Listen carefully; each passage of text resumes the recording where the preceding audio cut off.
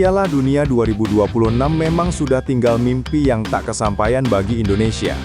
Namun, di balik kegagalan itu, ada satu hal yang masih meninggalkan tanda tanya besar. Sesuatu yang tak bisa dilewati begitu saja. Kejanggalan itu muncul dari laga Indonesia versus Irak. Sorotan pun berdatangan dari berbagai pihak, bukan hanya dari pengamat, tapi juga dari internal PSSI sendiri. Bahkan, seorang sumber internal berani menyebut ada sesuatu yang tidak biasa terjadi di balik layar, tepatnya di ruang VAR. Apalagi setelah momen di mana El Capitano Jaides tampak begitu geram di lapangan, berkali-kali melakukan protes keras terhadap keputusan wasit yang dinilai tidak masuk akal. Namun, yang membuat publik makin bingung, saat wasit justru beralasan bahwa tidak ada laporan pelanggaran dari ruang VAR. Alasan yang justru memunculkan kecurigaan besar. Apakah benar tidak ada laporan? Atau justru ada sesuatu yang sengaja ditutup-tutupi? Kini satu pertanyaan menggantung di benak publik. Apakah benar ada kejanggalan di ruang VAR? Karena jika melihat dari jalannya pertandingan, banyak keputusan wasit yang benar-benar di luar nalar. Pada laga sebelumnya, saat Indonesia bertemu Arab Saudi, publik sudah lebih dulu dibuat panas dingin. Wasitnya kala itu berasal dari Timur Tengah, dan banyak yang khawatir keputusan kontroversial bakal terjadi. Tapi anehnya, justru yang disorot waktu itu bukanlah wasitnya, melainkan permainan tim Garuda sendiri, terutama pemilihan pemain yang diputuskan oleh Patrick Chiaut dan tim kepelatihannya. Keputusan strategi, komposisi pemain, bahkan pergantian di menit akhir sempat menuai perdebatan besar. Namun semua itu masih bisa dimaklumi karena hasilnya waktu itu belum terlalu memicu kontroversi besar. Nah, di laga melawan Irak, ceritanya jadi kebalik. Wasit yang sebelumnya tidak begitu di-highlight, justru kini menjadi sorotan utama. Sejak sebelum laga panas kontra Irak ini, sebenarnya banyak yang sudah menaruh curiga. Permainan Indonesia sebenarnya sudah jauh lebih matang. Perkembangan di lini tengah, terutama dalam penguasaan bola dan mengatur tempo, terlihat sangat signifikan. Jaides dan kawan-kawan tampil dengan semangat luar biasa, seolah ingin membuktikan bahwa Indonesia bukan lagi tim yang mudah diremehkan. Bahkan di babak pertama, Indonesia beberapa kali menciptakan peluang berbahaya. Pressing cepat, transisi rapi, dan permainan dari kaki ke kaki yang mulai menunjukkan ciri khas baru era Clover. Tapi semua kerja keras itu seperti tak berarti, karena keputusan-keputusan aneh dari wasit membuat situasi berubah 180 derajat. Yang menjadi sorotan adalah Manning, wasit asal Cina yang memimpin pertandingan tersebut. Secara reputasi, Manning dikenal cukup tegas, tapi memang banyak kontroversi di pertandingan yang dipimpin olehnya. Dan di laga ini, entah mengapa gaya kepemimpinan kontroversinya kembali. Beberapa kali ia membuat keputusan yang membuat para pemain dan fans Indonesia benar-benar tak habis pikir. Yang paling mencolok tentu saja ketika oleh Romani dijatuhkan dengan keras oleh pemain Irak. Posisinya jelas 1 lawan 1 menuju gawang. Pemain Irak sebagai bek terakhir, secara aturan itu seharusnya kartu merah, tapi yang keluar justru kuning. Seketika stadion bergemuruh. Jaides langsung berlari menghampiri wasit dengan gestur protes keras. Namun seperti biasa, wasit hanya menoleh sebentar lalu berjalan pergi tanpa sekalipun melirik layar VAR. Dalih yang kemudian muncul dari pihak wasit adalah bola masih liar dan jarak ke gawang masih jauh. Tapi banyak pengamat menilai alasan itu sangatlah lemah, karena momen serupa pernah terjadi di pertandingan lain, bahkan di level Eropa, dan hasilnya tetap kartu merah. Banyak yang membandingkan dengan insiden Den Huijsen di Real Madrid. Kejadian hampir identik, namun hasil keputusan wasit berbeda jauh. Dan disinilah publik mulai bertanya-tanya, apakah VAR benar-benar berfungsi malam itu? Tak berhenti sampai di situ, masih ada beberapa momen lain yang lebih janggal dan benar-benar membuat banyak orang menggeleng kepala. Salah satu insiden paling absurd terjadi ketika Kevin Dix dilanggar keras di area pertahanan lawan. Semua orang melihat jelas bagaimana pemain Irak melakukan kontak keras dan menendang kaki Kevin Dix tanpa mengenai bola. Tapi anehnya, keputusan malah menguntungkan Irak. Wasit memberikan bola untuk mereka. Selain itu, ada momen seorang pemain Irak terlihat jelas menyikut Kevin Dix di dalam kotak penalti.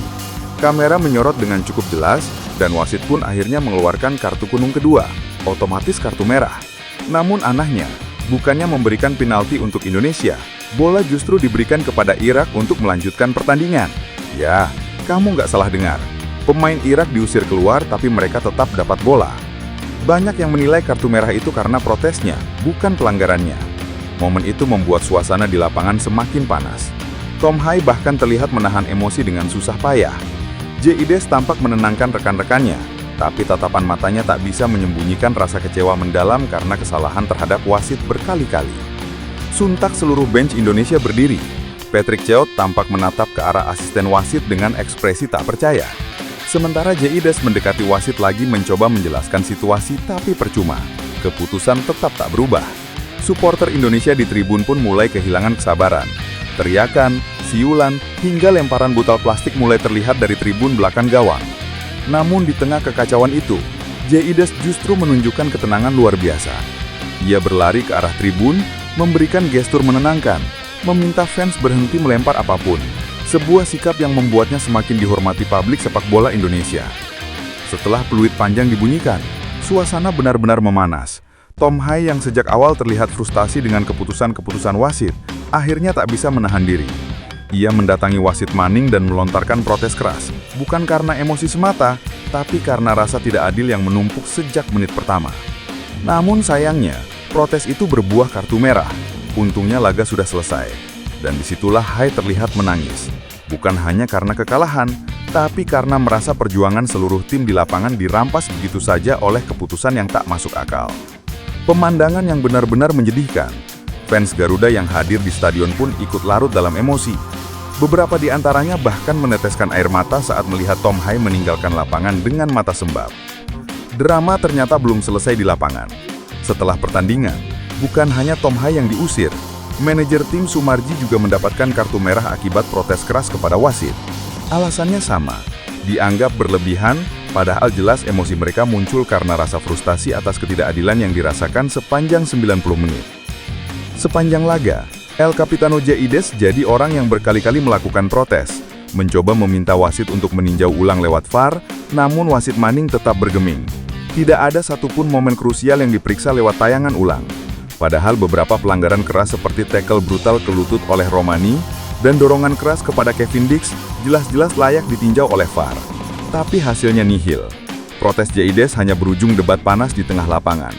Bahkan sempat rekam kamera, J menggelengkan kepala dengan wajah kesal sambil berkata, "VAR mana?" Namun wasit tetap melanjutkan permainan seolah tidak ada yang terjadi. Tak lama setelah pertandingan berakhir, nama Manning langsung menjadi trending topik di platform X. Lebih dari 11.000 cuitan menyebut namanya dalam hitungan jam. Tagar seperti hashtag wasit Manning, hashtag VAR mati, dan hashtag Justice for Garuda mulai ramai di timeline.